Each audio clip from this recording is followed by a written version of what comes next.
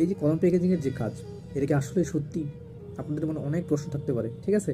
আজকে এগুলো বিষয় নিয়ে আপনাদের সাথে অনেক প্রমাণ সহ আমি শেয়ার করব। এই যে কলম প্যাকেজিংয়ের যে কাজ, এই কাজটা পুরোটা মিথ্যা এবং ভুয়া।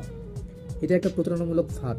আমি পূর্বের ভিডিওতে অনেকভাবে বোঝানোর চেষ্টা করেছি, এবং আমার পূর্বের ভিডিওতে আমি অনেকগুলা কমেন্ট দেখছি যে অনেকে অনেক টাকা লস খাইছে ওই জায়গায়, মানুষের প্রতারিত হয়েছে।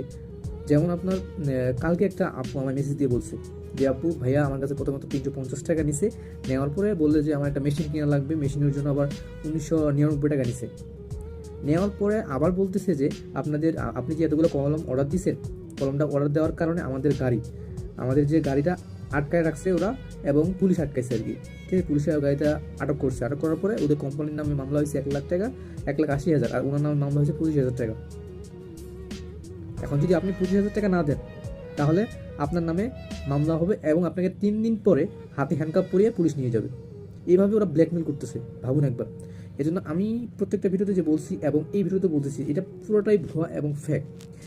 অচেনা মানুষের সাথে লেনদেন করা থেকে অবশ্যই আপনি বিরত থাকবেন।